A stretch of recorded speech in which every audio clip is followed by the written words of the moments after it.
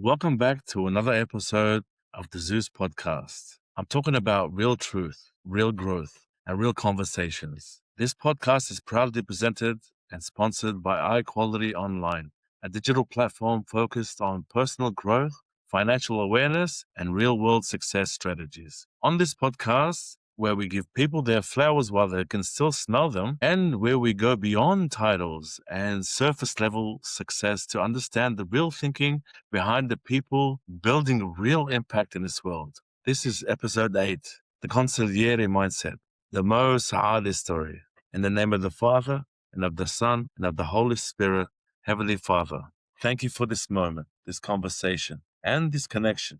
Bless this discussion. Bless everyone listening, and let this conversation bring clarity, growth, and strength to those who need it. In Jesus' name, amen.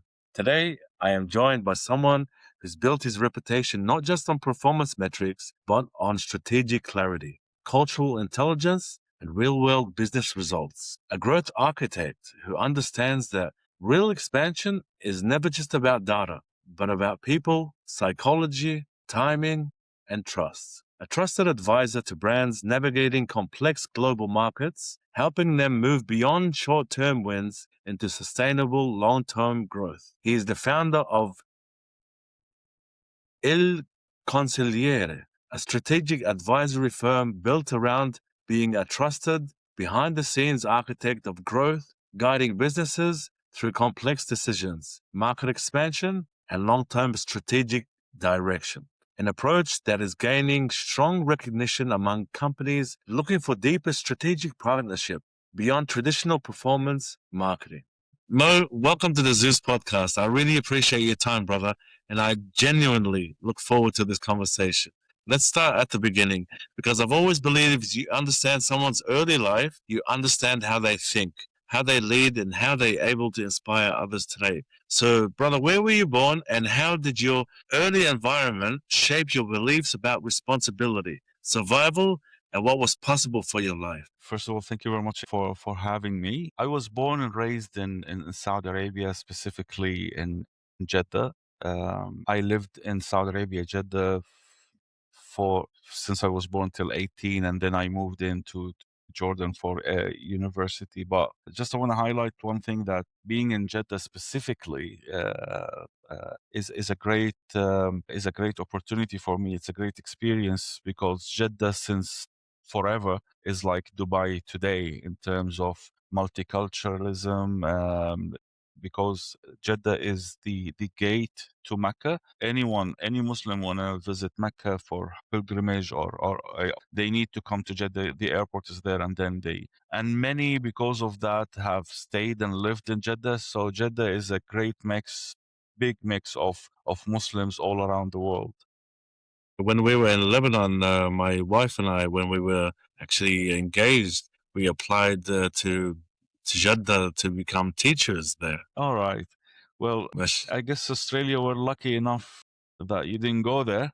Otherwise, maybe you would you wouldn't came into Australia. So yes, all my childhood was in Jeddah, and I left to Jordan to continue my education in hospitality management. I stayed there for 4 years in Jordan. During those 4 years in hospitality, because of the love of food, I love I appreciate a good bite, whatever it is.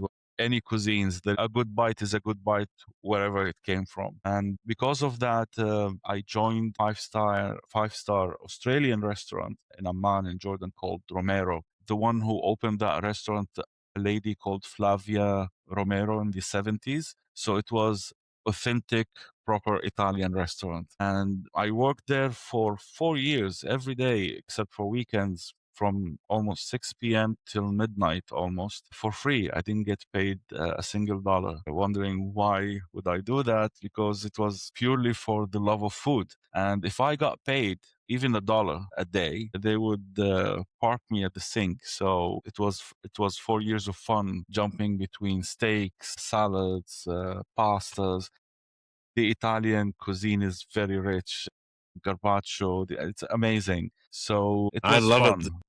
Love the Yeah. Italian cuisine. I mean, my niece and nephew, brother, are half Calabrese. So my older Yeah. brother, he married into an Italian family, and I know how beautiful their food is.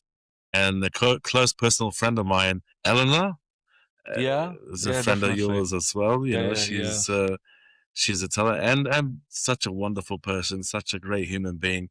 Elena And is, yeah, I I love the agree. Italian culture, absolutely, and the Italian cuisine. Ah, amazing, brother. I feel you on that one. I guess I feel the Italians are our cousins, kind of like Sicily and some of the old. We have long history together. It's the Absolutely. same ingredients somehow done in a different way. So going back to my journey after graduation, I was lucky enough that my dad helped me out and sent me to England, Newcastle, to improve my English, which English language is a crucial skill for the job market. So he was trying to equip me as much as he can. And by the time I returned from England, he spent almost all his money on me for that education. Where I've had my first job at the Hilton.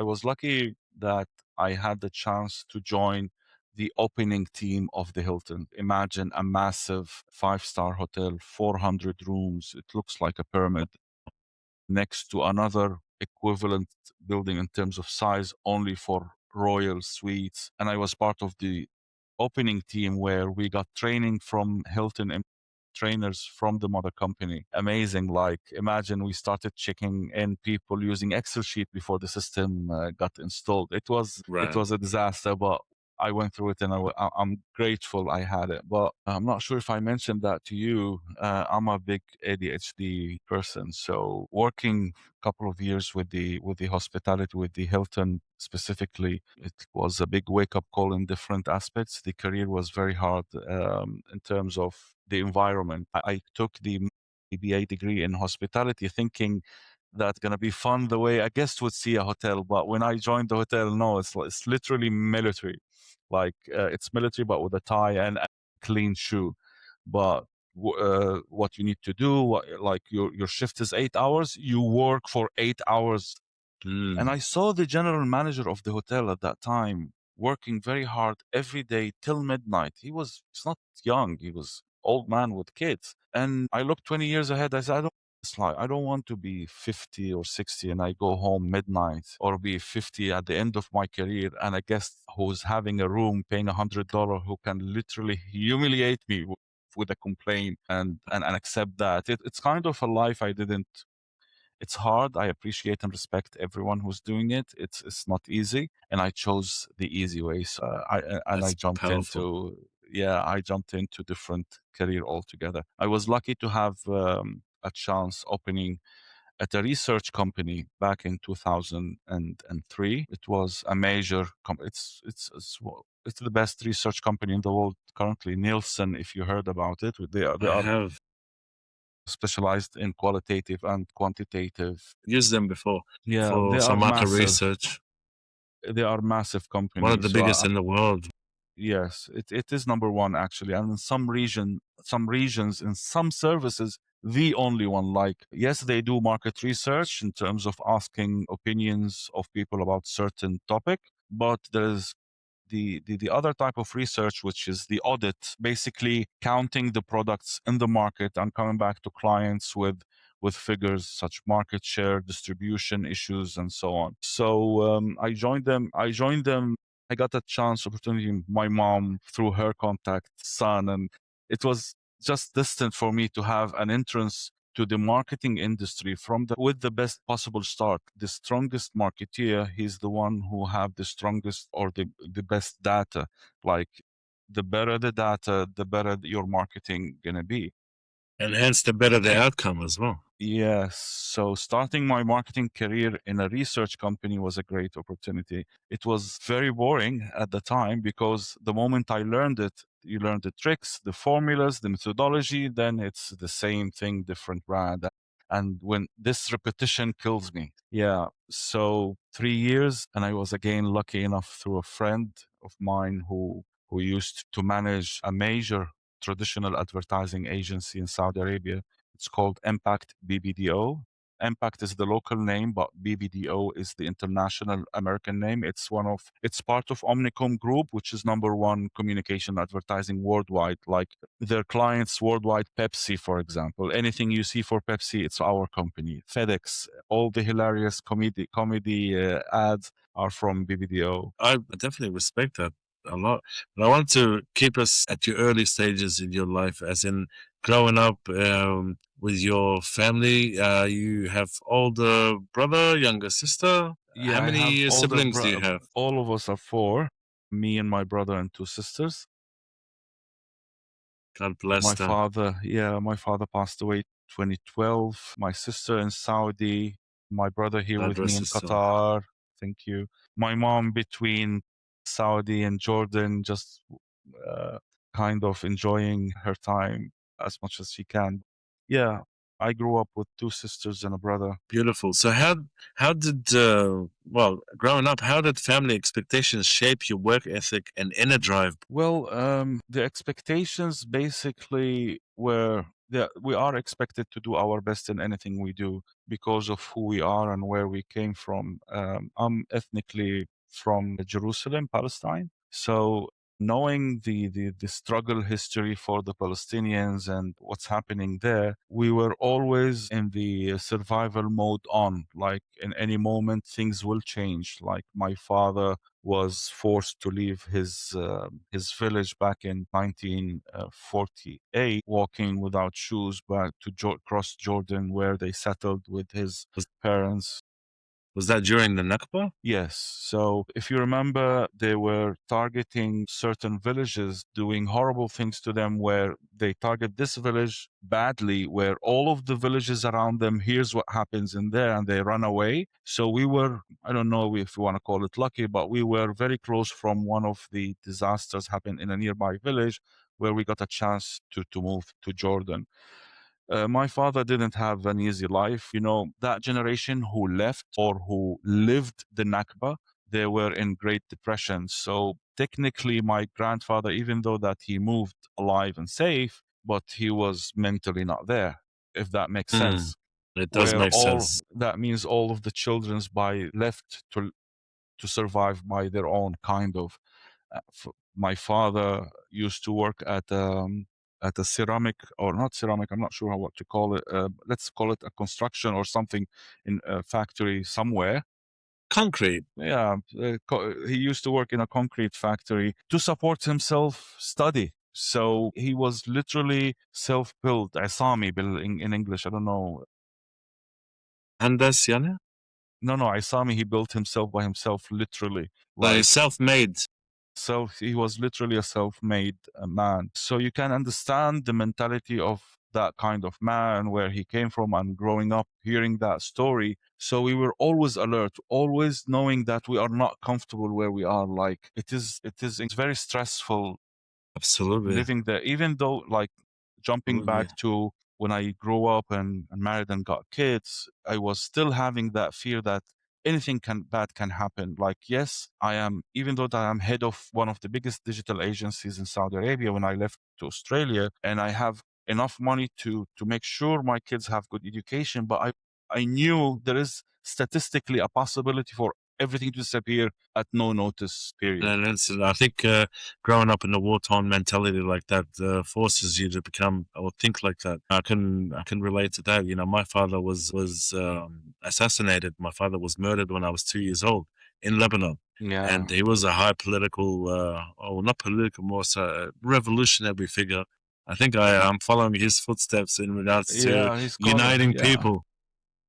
I would assume he was a decent guy looking for his rights and freedom, basically.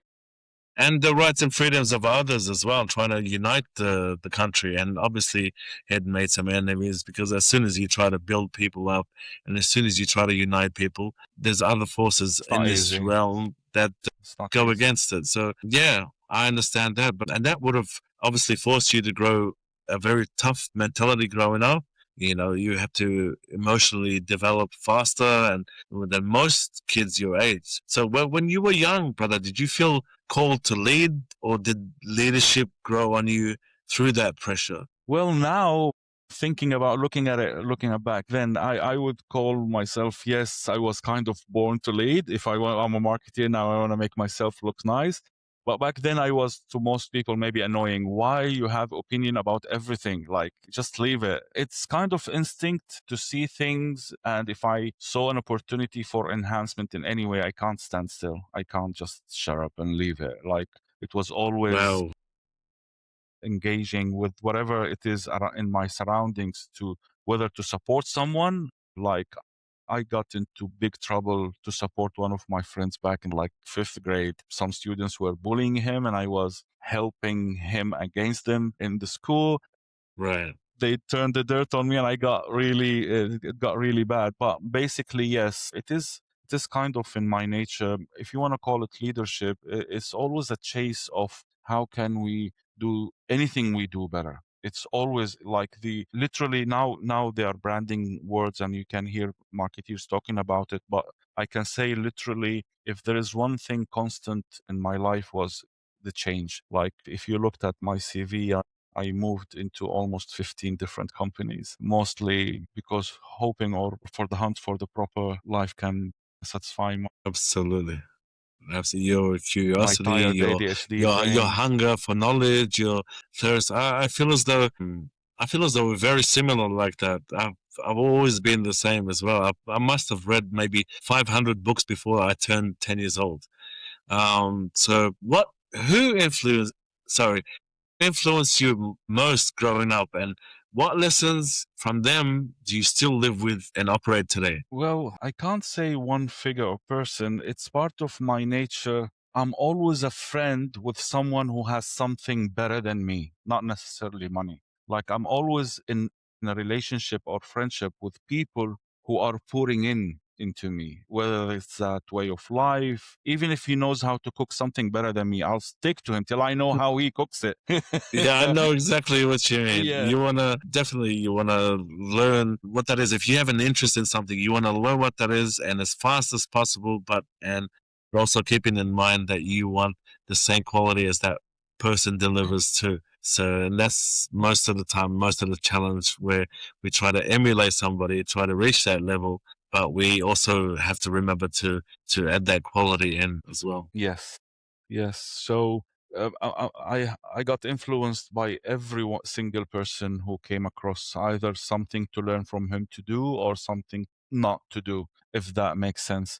But if you want to talk major characters like philosophical and way of life, definitely starting with the Prophet Muhammad, peace be upon him. He was to me kind of the mentor or the guide that, what if he was in this position, what he would do. So I took from that the kindness, being supportive, not to lie, not to steal, and the stories we learned from. I learned the merciful stories, kind of. I was raised on the positive side of Islam, where it's really sad to see what's happening now. And I said, no, this is not Islam I grew up in. So to start with, Prophet Muhammad was the main influencer, and then the leaders in that era. Because, like, for example, another major character, Omar ibn Khattab, was one of his supporters. He influenced me that when you have will of power, when you are strong enough, the devil will be afraid of you.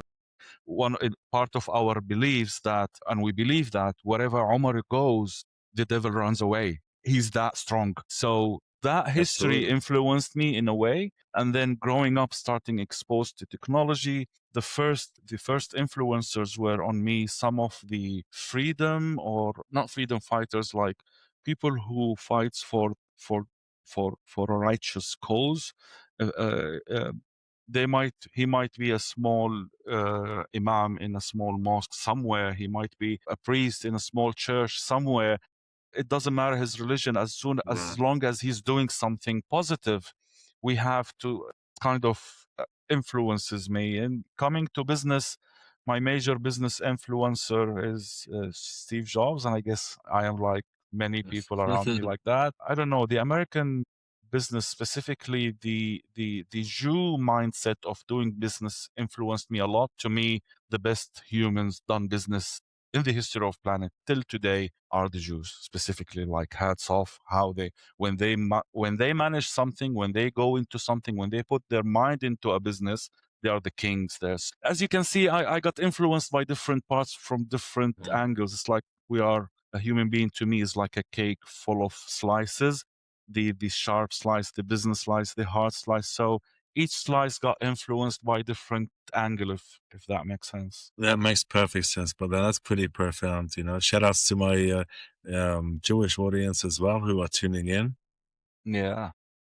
Respect goes to all human beings, across the world. It doesn't matter who you are. If you're about peace, Definitely. if you're about harmony, if you're about equality, we love you. It doesn't matter where you're from, what color, creed, or religion. Definitely. But I wanted to ask you, brother, what originally pulled you into marketing and growth strategy? The opportunity led me to the research industry, and then I got exposed, or I knew I need to leave from research because it wasn't fulfilling to me. And I got a chance with BBDO company, giving that I know the boss who hired me since I was 10 years old. So I grew up looking at this marketeer accomplishing a success after success, grew up hearing his campaign story. We did this in Pepsi, we kicked Coca-Cola's ass. I grew up, you know what I mean? So he's the one who hired me when I was looking for a chance, and I had it was the right time, the right place, I guess. So when did you realize you were actually winning in your field, not just participating? Clients' satisfaction, feedback, and colleagues' positive report, because I came into advertising industry is very harsh as well. It's nice, he smiles at you, but they are wolves, literally. So me coming with the right conscience and that I want to serve, I want to do my job, I want to treat everyone right, gave me a plus where client starts to ask for me. We want Mo to handle the project, and then you start hearing the team from the studio. We want to work on this project with Mo. Going back to how it led to growth. So yes, I was working in advertising, and yes, it was a success and glory times. Success was subjective, meaning if we did a campaign and everyone liked it, the client, us, couple of people out there, this is a great success. Like, we did something nice, we paid millions. During my BBDO days, if a client came in to me, said, I want to do marketing with you, and I asked him, what is your budget? And if he says anything less than $2 million, I don't know what to do for you, man. You don't have money. During my days, the billing was almost $100 million a year, us, advertising agency, 2008. So even though I was enjoying that success, that era, let's call it Mad Men. Have you seen Mad Men, the TV show? I have. This is my life, not the drinks and drugs and stuff. I mean, business-wise, it was true. And BBDO was mentioned in that show, by the way. They were fighting one of the agencies. So even though I'm living that life, but the tangible, measurable success was not even talked about. Now, when the 2008 economic crisis came in, everyone held his money, and the first industry got hit after the finance and banking were the advertising agency. So if someone have 10 millions and used to spend 5 on advertising, let's say, during those days, he held them, no marketing, just let me be able to pay salaries for my people. So all the major agencies collapsed into a small boutiques, if you want to call them. 2007, 2008, Facebook starts to appear. Everyone is coming to join on Facebook. You start meeting friends from long time ago. And then in a couple of years, by the 2010, the advertising opened up and people started building pages and buying likes and engagement.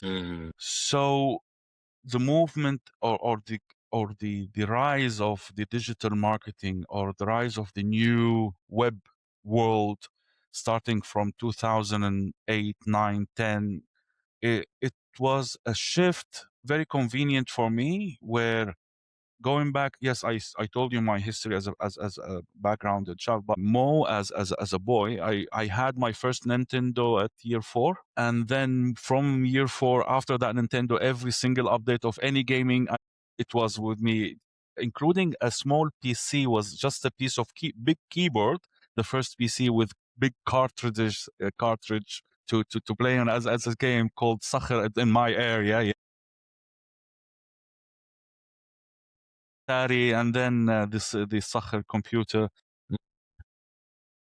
And during my university from 1996, the internet started to appear in our lives. So my dad got me a line and bought me a PC, and I was first year of university. And back then, we used to use something for chatting called MIRC. This is way before Yahoo, MSN, IceQ, and AOL. The earliest chat groups.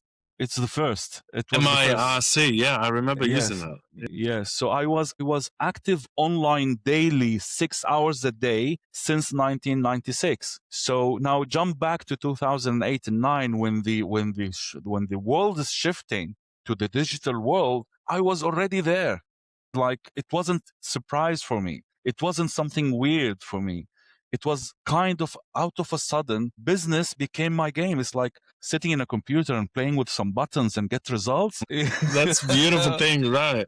It's already Yeah. up your alley, you know. So let me ask you, brother, what part of performance marketing or marketing do most people misunderstand? Well, the struggle now, especially now in Qatar, it's not mainly in Australia, but in Qatar, they think if you just posted something and you paid $100 on it, I need sales. The misunderstanding of the monster you are dealing with, that's the major problem.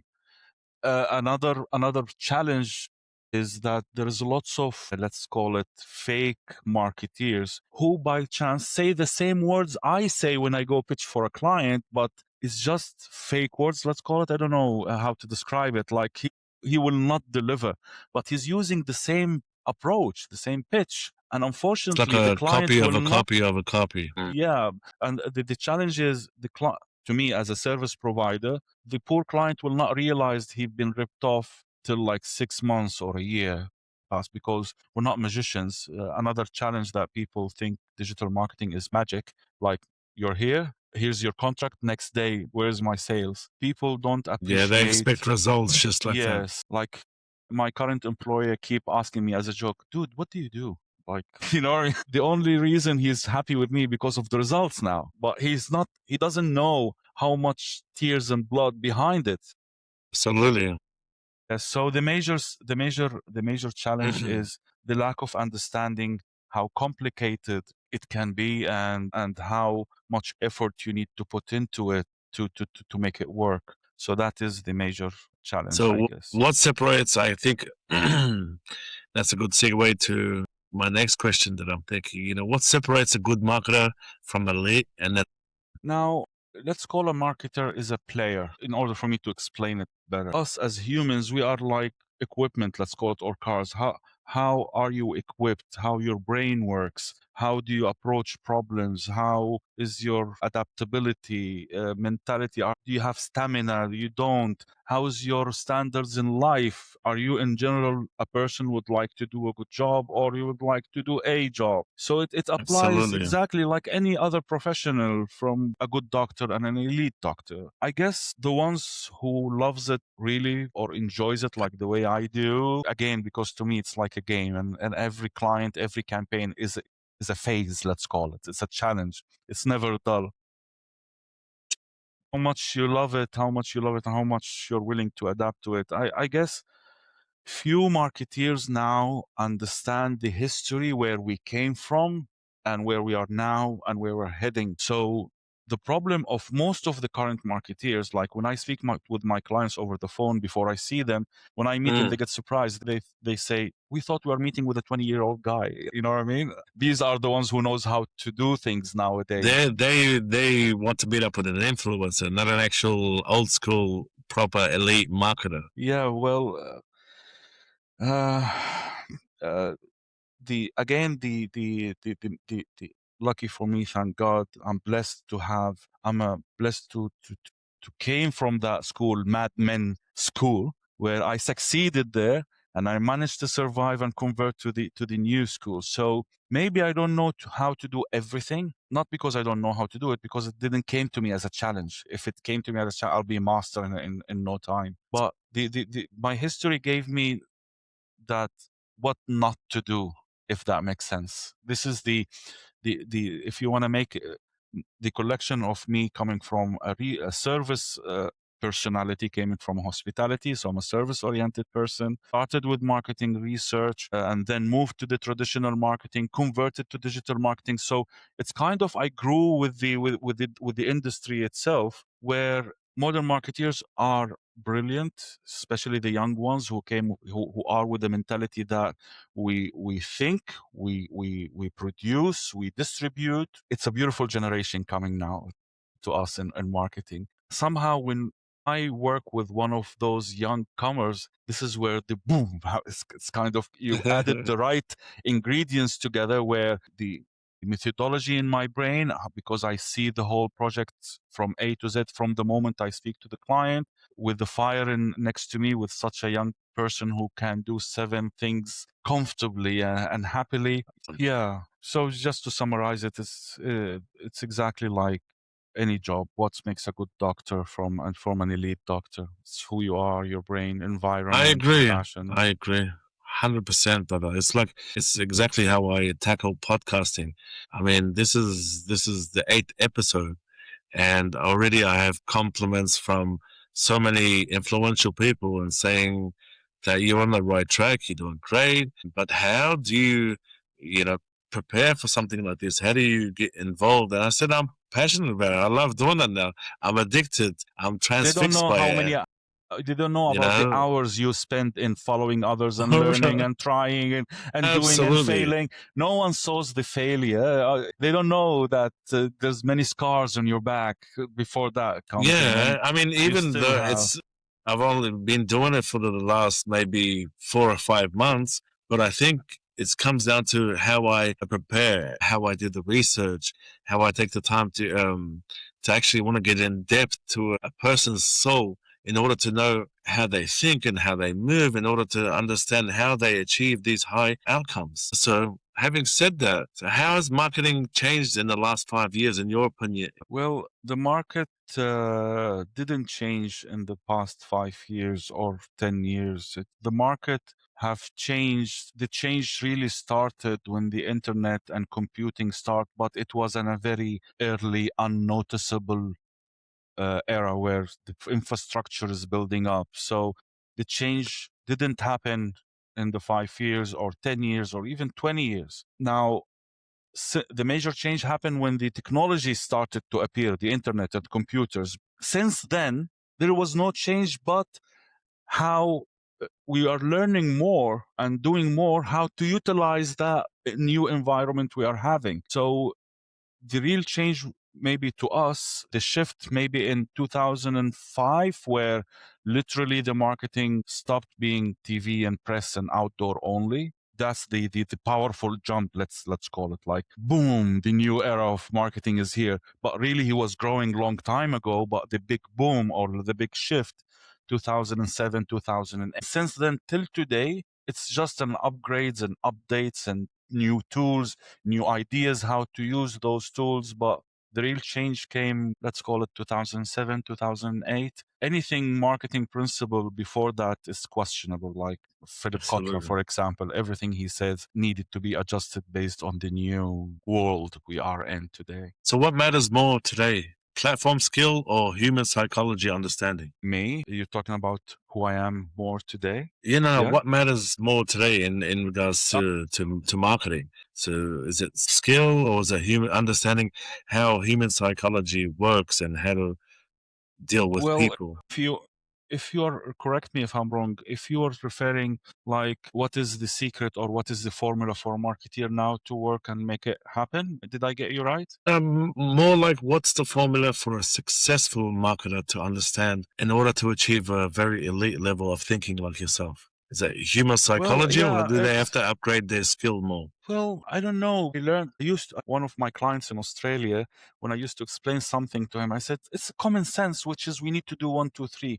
And then she hit me. I said, your common sense is different from my common My sense. common sense, right? So it's really different from person to another. So to me, it's common sense, like because I can see clearly the positions To Steve Jobs, when he invented the iPhone, it was common sense to him, which is something out of the world to us. So it's different from Out of person to this another. world. Yeah, so it's different on what is the secret formula to how to become a you need to understand the two sides. You are between what are you because marketing is not only business. You might market a church. By the way, I'm a Muslim, and one of my clients, which pro bono clients, I don't get charged with them, the Unitarian Church in Adelaide. It's funny. They are good people. They're doing nice. They're doing something community. This is how I see it, not religiously. I look at it as community center that I'm supporting. I don't know why I mentioned that. Because you're a great person. You got a great heart. That's why. Understanding the two sides of the problem. If you are promoting, let's say, a church, you need to understand the church and you need to understand their target audience, the ones you are targeting. And now, how experienced, how big brained you are is different understanding from person to another, which makes a marketing campaign better than the other. You can compare it to food. A great chef and a normal chef, both of them have the same ingredients, the same equipment, but the taste is completely different because of who he is, his feelings, his backgrounds, and who's gonna potentially eat that food, who their audience is. Yes. If, let's say, regardless of who you are, good marketing now is a process, is rules. This is what I like about marketing today, regardless of your experience, regardless of how smart or background, whatever, there is a way to succeed, even if you're not brilliant, even if you're not Steve Jobs, even if you're ADHD, that your brain works 1,000 miles an hour. For example, main big strategy of marketing to us, especially performance marketing, is marketing to us is, which I learned it from HubSpot, a great resource in digital marketing. The strategy should be, if they have a question, we need to address it. How we do that, or what we do in marketing in general, or what is marketing to us, or what is inbound marketing to us, which is the art of attracting a stranger into an ambassador, or into a follower, or into a buyer, or into whatever. So this is basically what marketing is, regardless what it is a church wants you to come in on Sunday. Restaurants want you to buy a sandwich. A school wants you to learn. So it's the art of attracting that person who is a student, restaurant goer, whatever. So this, if you put this as a main strategy, then you can break it down into a roadmap where the basic strategy, or the simplest strategy, knowing who you're targeting. Let's say I'm targeting Zahir. Okay, now I know Zahir likes 1, 2, 3. Zahir loves Italian food, Lebanese food, for example. All right, we know who Zahir is. We know what he likes. Now, where does he sit? Where does he hang out? Zahir is on LinkedIn. Zahir is on X. Zahir is on Y, and this is where we start. So this is where we produce content to Zahir, and then track back what Zahir did with that content, and it's from there. It's a circle, optimizing, changing. What qualities do you think stand out more to you when you're dealing with someone coming into the industry than anything else, like authenticity and being genuine, being humble, being... Well, it needs different skills as a collection together, which is, I guess, the new generation is already kind of equipped because they are already swiping and judging and experiencing. So moving them from the consumer side into the producer side is not that hard anymore. Like my 17-year-old, when she's 22 now, but when she was 17, she used to correct me in some terms into digital marketing because she's a native. She's there. She's part of that community. She's not a marketeer. Right. But I said, Dad, what the hell are you doing? You say that, if that makes sense. Right. It makes perfect sense. My daughter's 10 going on 20 right now, so I understand exactly what you're saying. Yes. So these guys, if the new generation are, believe me, they know, if they wanted something, they know how to do it. So I'm not worried about them. Absolutely. My son wanted to have an online shop, just an idea one day. So he learned how to create a web page. He learned how to upload and produce content. He learned how to run an ad Create to produce it. funnels. Right. Yes, because he Right. wanted it and he was born into that environment. So, and then what makes person different than the other after that journey? Who's learning more, who's trying more, who's optimizing more, and about the stamina after that. So I'm not worried. The how is not a problem anymore. There's like whenever Absolutely. at low, so it's about you now. Do you want to do it? All right, internet, go, free resources, learn. Right. By the way, AI, everything I do Google, is, research. yeah, You know, if you want to know yes. something, it's at the tip of your fingertips. We have a supercomputer in our pockets. If you want to know something, you can find it out in an instant. I understand that for sure. Sometimes I even ask my son things and that he flips me out on. I don't even know how he understands these things.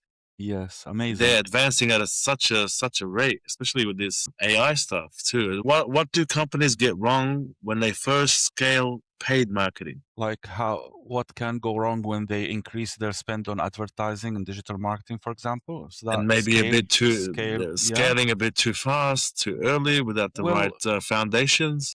see, it's a 360. It's like I like to give that analogy where it's like an orchestra where maybe 100 musician with a maestro. So if there's no tone, everyone is following and everyone is doing his job, problems will happen. Going back to where can things go wrong when scaling up or when spending in advertising, advertising is the easiest part in the digital marketing circle.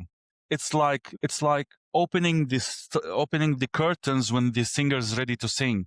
But before, so the paid advertising like opening the curtain, but there's lots of work happen on the singer. She was talented, she knows how to sing, she washed, she bathed, she wore clothes, she put makeup, she was ready, and then the curtain and her team helped her to bring people to see her. There was a massive work before the curtains opens up. So things can go wrong in paid advertising when you're not ready for advertising, when you don't have the proper website, when you don't have the proper product, when your website, when you're not tracking or knowing what's going on, when you don't have the cost on your investment and the return on investment clearly. Like I paid $1, I got 10 out of it. And then, wow, can I get 20 and then move on from there? So many things can go wrong when scaling up if it wasn't done properly.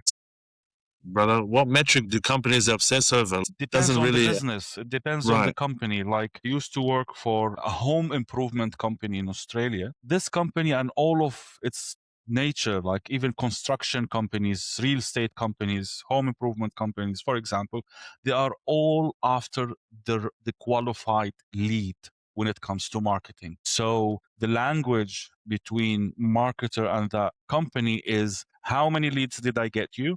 How much the cost per lead? What are the qualified percentage of those leads and what are the converted percentage and what is the final sales figure. Literally, this is all what they like. If you are in a meeting with a CEO or sales manager of that company, these are the only things you're going to talk about. How many leads did we get? How many leads did we convert? Because from raw leads to sales, you are performing the sales team performance. And then from the converted lead to sales, you are performing both sales and marketing. So this is kind of companies who are obsessed with leads. Even loan companies, like my employer currently is a finance company. They give loans to buy a car, buy a house, whatever. They are obsessed about leads of qualified loan requester, or what do you want to call it? Yeah, so Yeah. they qualify the person before they actually even Yeah. think about providing them the loan, of course. So that's one segment with that kind of metrics. Another metrics is the e-commerce. Someone has online shop. So basically the only matrix you should worry about, yes, you should worry about many metrics to analyze. The main thing is how much sales did you do from the website compared, like we spend $1,000, we sell a product's worth of $10,000. It's not a lead anymore, it's a purchase. And then you come to the non-government organization or government organization, sorry, non-profitable NGOs, non-profit Profit. organizations and government. They're not after leads per se or sales, but they want to change behavior. So the matrix there, Absolutely. how many people saw my message, or if that makes sense. There is no one matrix fits all. It depends on the case, situation, type of company, and so on. Absolutely. So how do you decide when to scale versus when to hold back? Well, you keep scaling as long as there is growth. If I spend 100 and I got 1,000 in return, and I'm happy with that ratio, That's the some good growth. 10%, yeah. If I'm spending 100 and I'm return of investment 1,000, and I'm happy with that 10% ratio, I'll spend 200 to get 2,000. And if I got 2,000 when I got after I spend the 200, I'll keep spending till the ratio changes. When the ratio becomes 15 or 20%, there's a problem. I stop there to fix the problem. Why I'm not growing within the same ratio before. So it's really up to the business itself. It's really up to the situation. There is no one case at all. There's no one rule for everyone. So that's a masterclass, really. That's a masterclass answer, honestly, brother. Yeah, thank So you.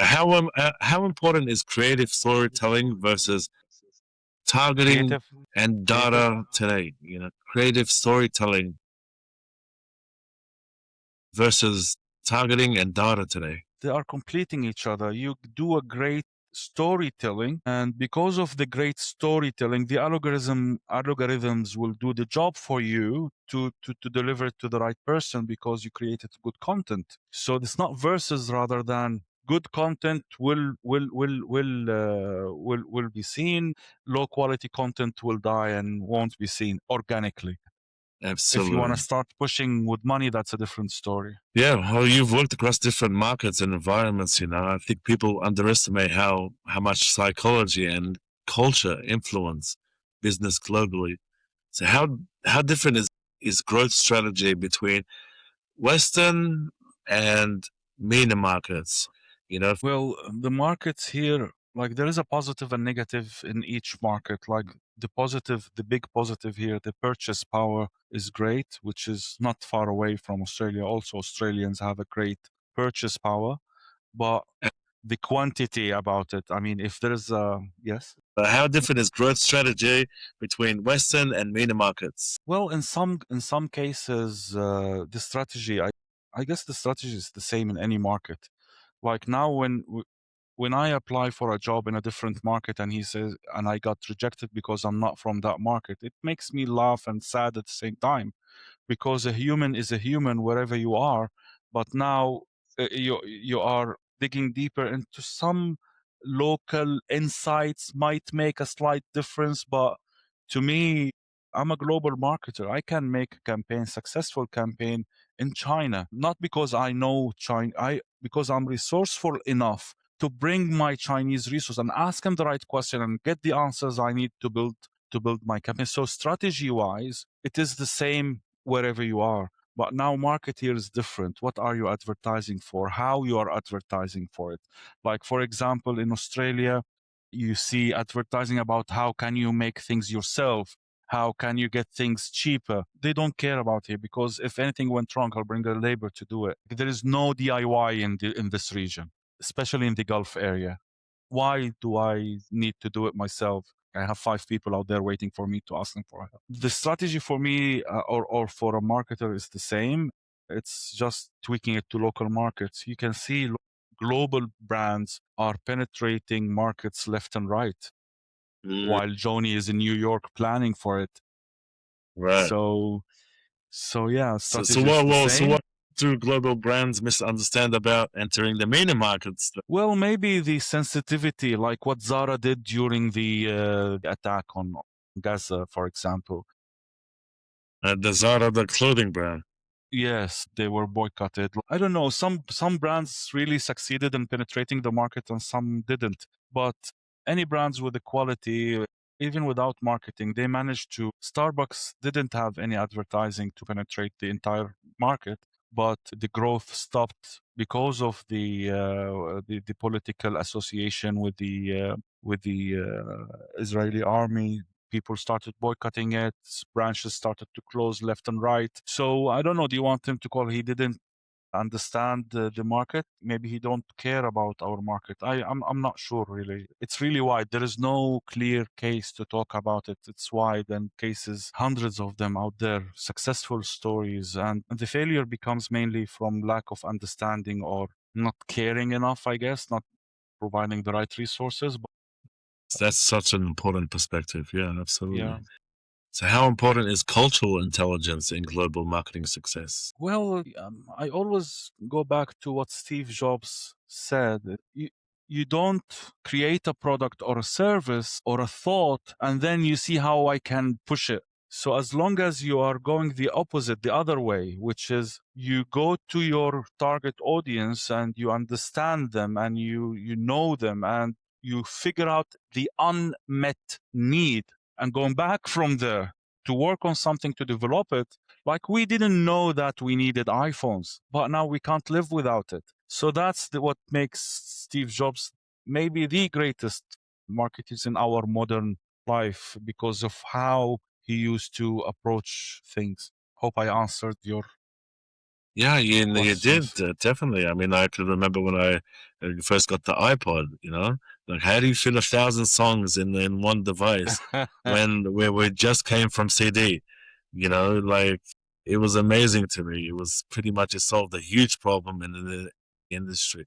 I had remember Revolutionary. back absolutely. I remember when I had CD cases stacked up, and I was searching through them, and now you can just like and just search for whatever song you want, and that revolutionized the whole industry. That was intelligence right there, I suppose. But having said that, he also had a massive team behind him too. So I want to give credit to those scientists, to those Yes. creative thinkers. He was a to leader. He those didn't write a code. Yes. he didn't absolutely. So I want to give shout outs to those people behind the scenes because I think those people are what makes the back part of that revolution or that digital revolution happen. So have you seen campaigns succeed purely because they understood culture correctly like that? Well, In yes, definitely. in See, the middle. I can't recall one now, to be honest, but definitely there are some campaigns who are touched the right nerve and boomed out like it was amazing result. If I knew I'm gonna be asked this, I would have prepared some examples. But yes, No, definitely that's fine, brother. doing a great campaign from a great insight is still very valuable, but it's rare. It's kind of one in a million years, kind of that change happened. Do you remember Fido Dido 7 Up character? I do a little bit. Yeah, I do. Yeah, the guy with 5 hairs. This was a drawn character with pencil. Fido Dido. I don't know. He was line drawn character invented by 7 Up to talk to the young and cool generation, And the hip generation. and it was so strong that it took over the main brand that it was supposed to create to support. Hmm. So Fido Dido was Seven more Up, right? important in 7 Up. So Fido Dido kind of became more important than 7 Up. They had to kill him. Right. So And recently, not recently, way later, Coca-Cola penetrated the market in Fanta. Coca-Cola is a new product to us in the Middle East, kind of. So Yes, what is the biggest mistake, brother, global companies make entering new regions? I don't have a case study, to be honest, but you remember, I think the case study of Starbucks with the Australian market is a good case study. The Australians are elite coffee drinkers, and the colors that Starbucks was offering with the price set was not enough, so they misunderstood the market. It's kind of they went to sell coffee pasta to the Italians in that sense. Yes, it's again misunderstanding. You know what? If Starbucks opened up a small kiosk to test run it, the big disaster that after opening many branches and the collapse was big. If they did their homework right, which is the ABC of business. You don't, yeah, I know some people like we start big and we burn everything from the beginning. That's a strategy for someone who doesn't care. But for someone who's sensitive, it does make difference to him. He wanna make sure he survive. He would start with testing, and this is where the Market research. yes, and the business mindset where you research, you test, you try, you optimize. Now, whenever I approach me on a small scale, on a marketeer and a small brand, whenever the clients ask me what's going to happen, I said, I am expert in marketing. I'm not an expert in your product. So me and you, we need to learn together, if that makes sense. I need to try and test and see what works and what not. So I guess who doesn't follow that procedure, maybe they did different. But I don't have cases again. I apologize about this. No, that's okay. No need to apologize. That was very profound. So why did you build Consigliere instead of staying inside corporate systems?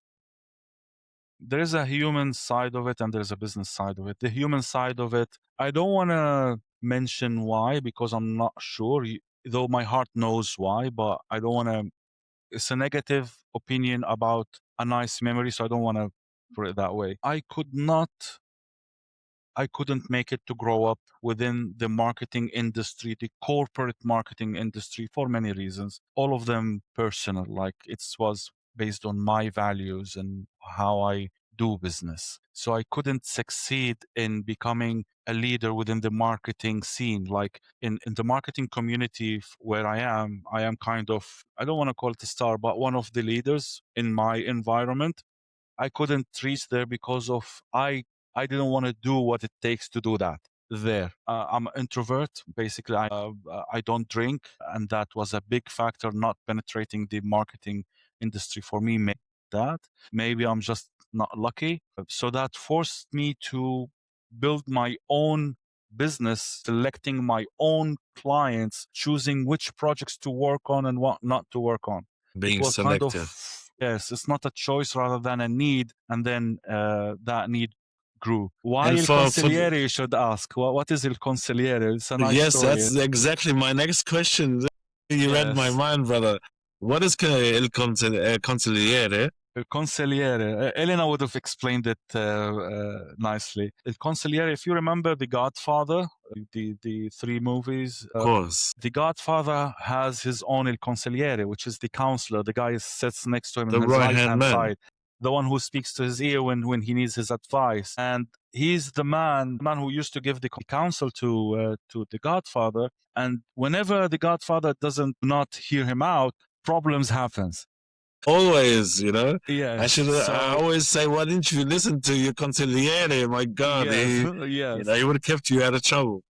So my love for that drama, which is one of my influencers, the character of Godfather, the same concept for me with my clients. So I am a consigliere for you and your business. And believe me, when you don't listen to me, either no growth or you're hitting the wall. The same concept, kind of. So yes, because of my personal values, I couldn't grow within the marketing or advertising industry in Australia. Forced me to have my own consultancies, to choose my own clients and so on. But after 10 years of doing it, I decided to return to my career, my environment, my playground where I can find a place, grow, compete, and make a noise, which is my market here in the Middle East. And what helped that I was blessed to move to Australia.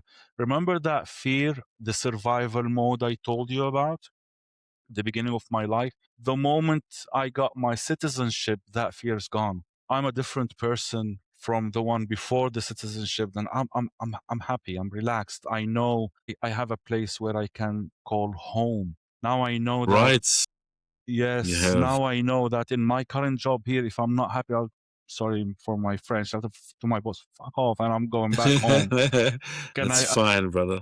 Yes. So after 10 years in Australia, and because of the beautiful environment, my kids grew and became independent, and they didn't need me anymore. I am a luxury now, if that makes sense. They are busy, schools, uni, sports. My wife, she works and studies. And it does make sense, but I'm kind of worried because my kids are a little bit younger, and I'm worried that they're going to get to that stage where they're not going to need me anymore, But they are blessed, and I'm blessed to. So the moment I realized I can jump, I can run away, I did the move. And now, as I gave you guys 10 years, you're well strong. Now I want to go back and start where I left off 10 years ago. So your business is based in Adelaide. Yes, used to be. I don't do that anymore. I'm full on with my career over here focused. I have selective friends, clients where I can't drop, I can't stop serving. But my focus now in my career as a marketing leader in a big corporation. And hopefully I have a certain plan working towards them. But step number one, come back to the market, check. Now I am in the hunt for the end game move, let's say. I'm 47, hopefully by 50, started that end game God bless you. I methodology. wish you the best with that end game. It's not easy to reach to that level.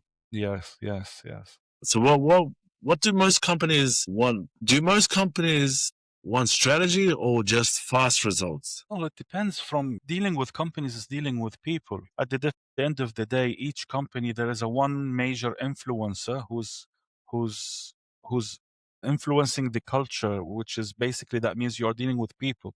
So what companies want is different from person to another. They want to sell at the end of the day, but they don't know how, and they might know something. They push for it, and here where mistakes happens. Some companies, from me as a marketeer, from my experience, they wanted a, a secretary to take their orders and then do it with the agency. They don't want someone to think and argue with them and build with them. They just want an agency. Again, all of them wants, of course, their personal agenda. If it was a personal company for people, they want money eventually. But how they manage it and how they do it is different from person to another. It's really massive. I can't say something and yeah, that makes sense of that. Specific, Yeah, it's yeah. very massive. So how do you tell if a company truly understands its customer? When the resistance is low, when so marketing is all about, I heard that from a great friend of mine, his name is Ahmed. I knew it, but the way he explained it's beautiful. He said our job is to reduce resistance as marketeers, resistance to buy, resistance to call, resistance to subscribe. So our job is to minimize that resistance to zero. So I guess that I guess the answering your question, the main job is, or the best job is, and how can we minimize this resistance? This is where activities and operation comes in place. So where do most companies waste the most ad spend without realizing? Well, social media is the massive money burner. Google can burn money as well, but all of them, the spend is burned if it wasn't tracked properly and directed to the right platform. We spoke about this just a few minutes ago. It's like advertising is opening the curtain. Before opening the curtain, you need to be ready. So the burn will happen when you open the curtain. There's nothing there. No singer, no band, you're not ready, you're not prepared. So there's no big loss or small, it's a loss, period, if you're not ready for that circle. And That's a big takeaway. yeah, majority of the businesses fall into that trap. They think it's just publish a post, run the ad, and don't think, not considering the 360 of it. This is where the burning happens. That's a massive takeaway for anyone in business. So at Yeah, a certain definitely. level, marketing stops being promotion and starts becoming business architecture and survival strategy. It is. My position in my company previously, Consigliere, is an acquisition strategist. So you want to acquire something, I need to strategize and architect the roadmap for you to acquire whatever you want to acquire. Maybe it's a sale, maybe it's a lead, maybe it's a behavior change. So yes, it's all about, it's very complicated. It's all about Maybe it's a how following. Yeah, it's a global upscale. It depends. I excel, like now explaining in general is very hard for me. It's very challenging. I need to think while I'm with you. I'm not used to that. I'm a challenge solution. I'm a challenge plan person. Like, give me the challenge. This is the case study. That's the product. This is a problem. And many cases, my advice, like, man, just shut the business, please. Please, dude, I can't help you. I'm sorry. We are not going nowhere. This marketing is not your problem. Right. So yes, when it. does marketing become business architecture instead of promotion? Well, promotion is like the architecture and planning and strategy is there, and the promotion is part of the thousand things you need to do. So it's not this or that. Promotion is is an activity, is a tool, is something where Now, if you don't have the proper structure and strategy to start with, that means what are you promoting for what? You know what I mean? So it's kind of pretty much architecture is foundation, it's structure. Yes, building the funnel, doing So once you have the architecture and structure in place, you can then decide on the promotion and what best fits what. Maybe it can have another podcast episode idea where we have a specific case to talk about. This is what I just said. It's hard for me to talk with you philosophically. All the engines works automatically when I have a problem and I need to solve it. If that makes sense. Whether that's fine. Yeah, that's how to promote fine. this work and so on. Okay, let's just say I give you an example. Me as an artist, yes, Zeus the Prophet. Not that I can do miracles and turn water into wine, but I can definitely make you smile, interact, and think. So me as an artist, in order for me to reach a global scale, so I'm pretty much, influential in the national, on the national or local level. I want to reach national level and then international level.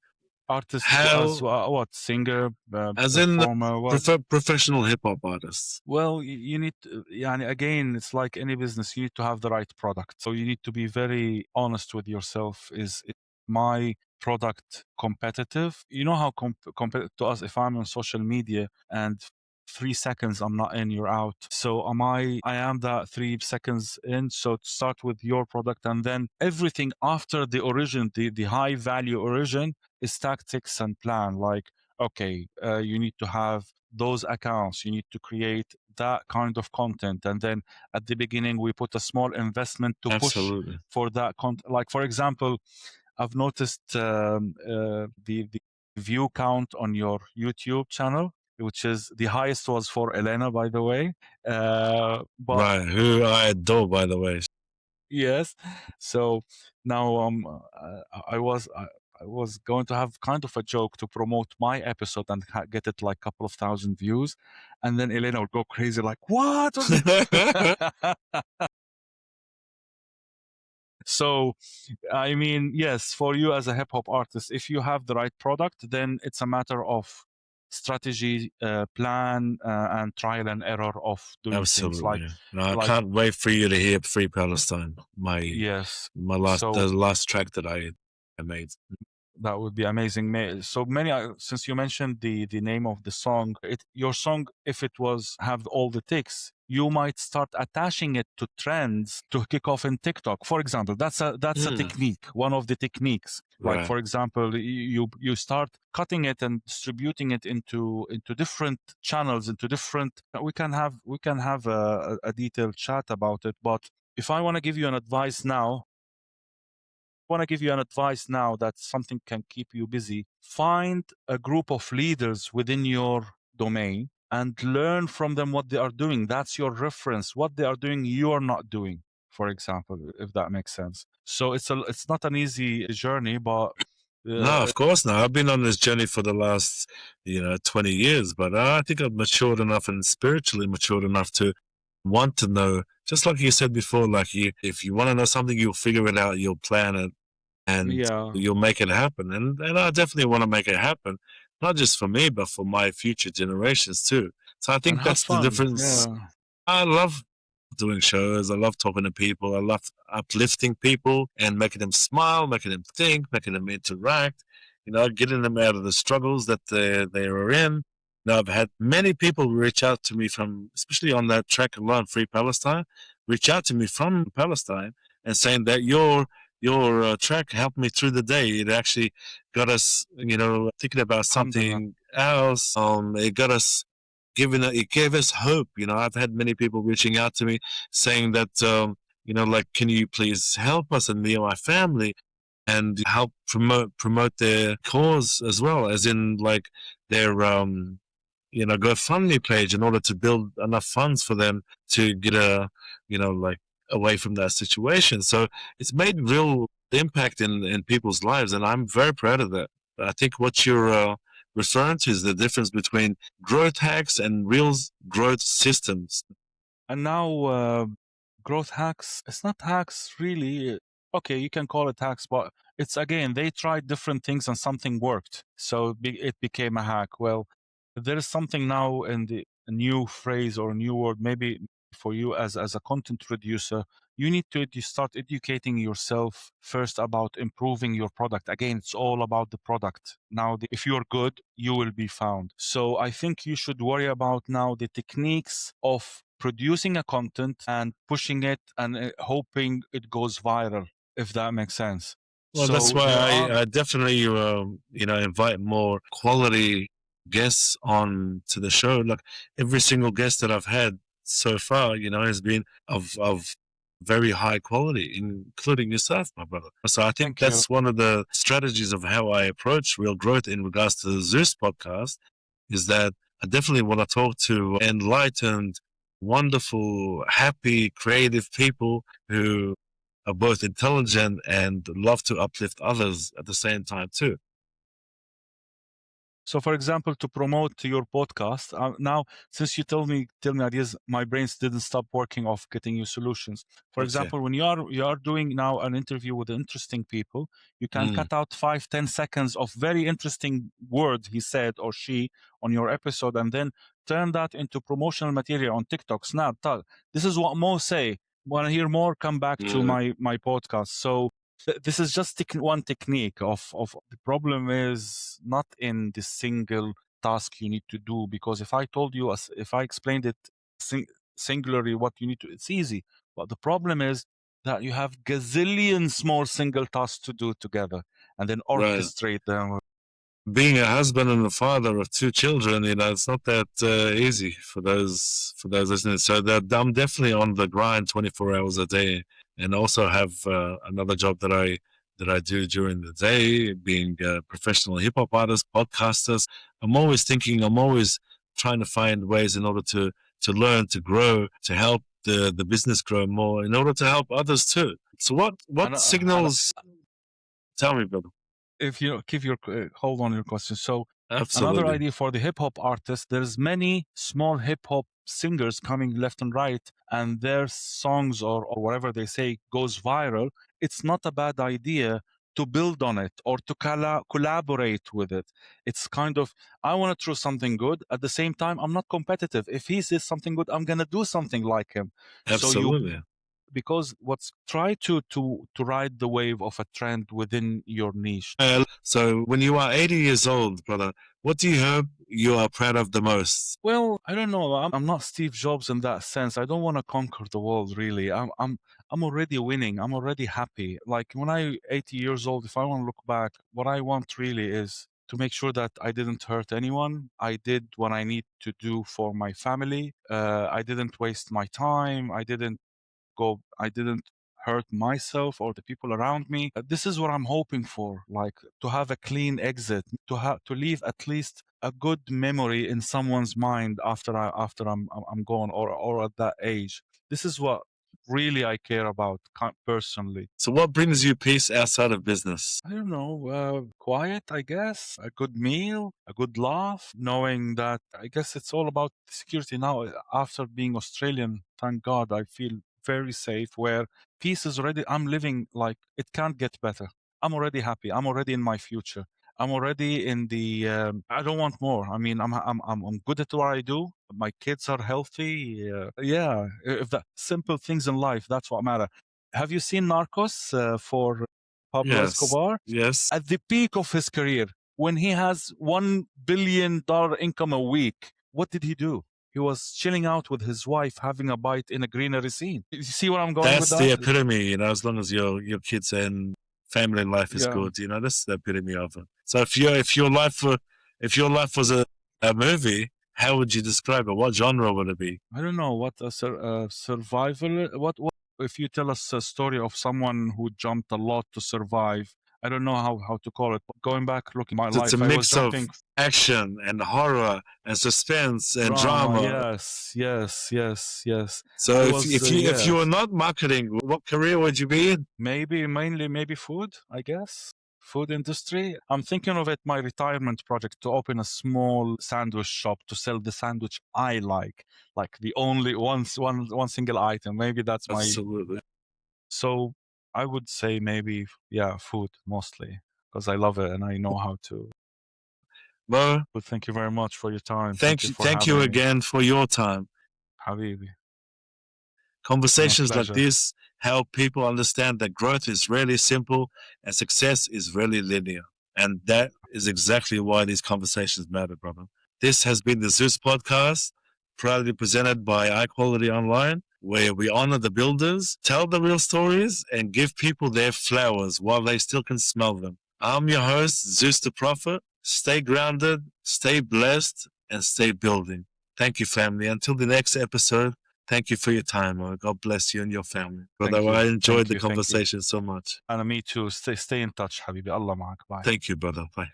Bye.